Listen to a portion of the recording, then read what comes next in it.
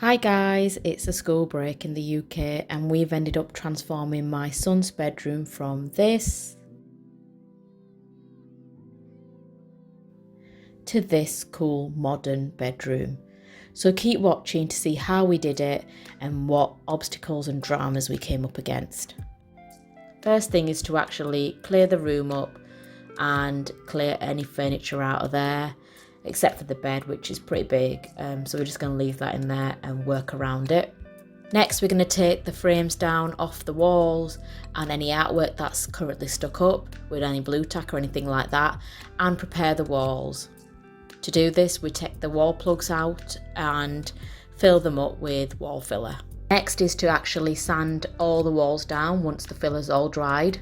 We've got this amazing gadget which hooks onto your vacuum cleaner, and it basically means that when you're sanding it doesn't create dust in the air as much anyway, and it just collects it straight into the vacuum cleaner. It's a lot cleaner this way.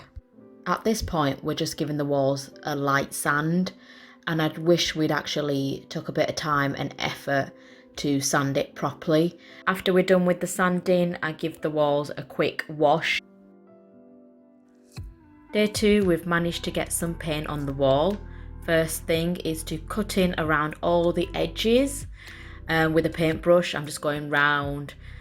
We actually decided to paint our skirting boards as well, the same colour as the wall.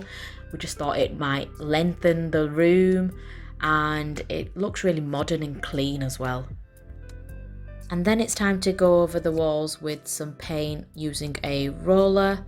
What we usually do is cover our paint tray with a carrier bag or a bin liner, and that makes it so much easier when you're coming to clean your tray out, because all you have to do is just chuck the bag away once you're done with painting the walls. The kids also want you to get involved in painting as well, so we let them use the roller and put some paint on the wall, and they loved it. Once the first coat was dried on the wall, we went round and did a bit of snagging and, see if there's any lumps and bumps on there that we needed filling or sanding back. And then that means, and when we come to painting the second coat, it's going to look a lot more seamless and nicer. And that's the second coat going on now on the walls.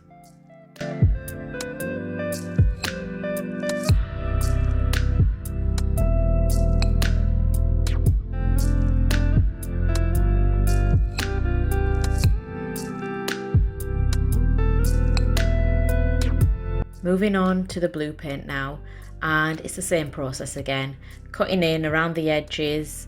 This is our first coat, so it's just a quick one really. So this particular paint type you can actually paint straight onto woodwork, and then later on I'm going to go over it with some special varnish which protects the woodwork. I did forget to mention that on the first day we also applied some masking tape to the carpet area as well to protect it. Didn't want you to think that I was going freehand like that all the way down to the carpet.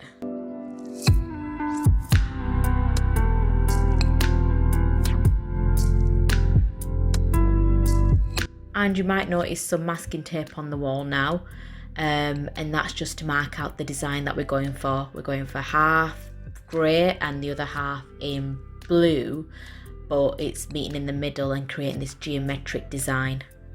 Once the paint was applied with a roller, we could really see the room taking shape and seeing what it was going to look like.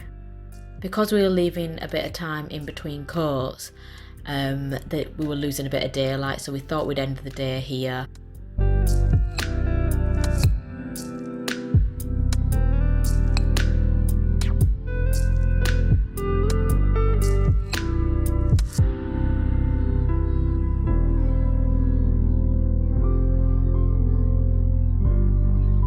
Next morning we went round the blue section and did some snagging on that. Again, the same process, looking for any lumps and bumps, filling it and sanding it back where it needs to. And this is where we realised that actually the blue colour shows the line of where the two different paints were before. so we had to really sand it back at this point. I wanted to share a hack or a tip, if you want to call it, that I picked up quite recently, and that is to basically, when you paint over the masking tape, to paint over it with the colour that is underneath it, and that will stop any paint bleeding through. So I went over it with the blue on one side and the grey on the other side, just very lightly, just a light hand over it. Once that was dry, then I could go over with the colour that's actually going to sit on top of it. And when you come to peeling the masking tape off, it leaves a lovely crisp line. Once that was all done, then it was time to peel back the yellow masking tape off the wall. Everything looked neat and tidy and crisp. We were really happy with the finish of the walls. Next, we went round the room with a small paintbrush and picked up any imperfections or any finishing touches that we needed to do. To be honest, there wasn't many at all. I think there was about 3 throughout the whole room. Next, I went over the skirting boards and the woodworks with this varnish, and it's supposed to harden it and toughen it up, which is quite useful when you're in a kid's bedroom. It went on really easily, and it dries like a clear matte finish as well, so it matches the wall. Finally, it was time to peel back the masking tape on the carpet and give the room a vacuum and bring everything back in.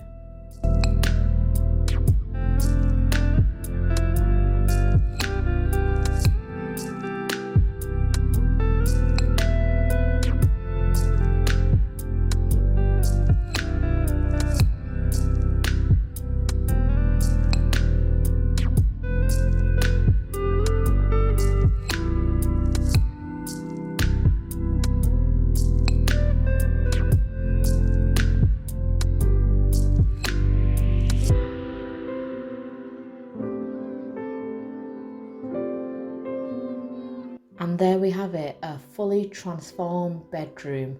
We're really pleased with the way it's finished. We've just got a few finishing touches to put in the room, like frames and a mirror, some other little bits and pieces. But other than that, we're really pleased with how it's turned out. It looks amazing, and more importantly, my son is absolutely over the moon. I hope you enjoyed it. Thank you so much for watching. Please subscribe if you haven't already, and I'll catch you soon. Bye.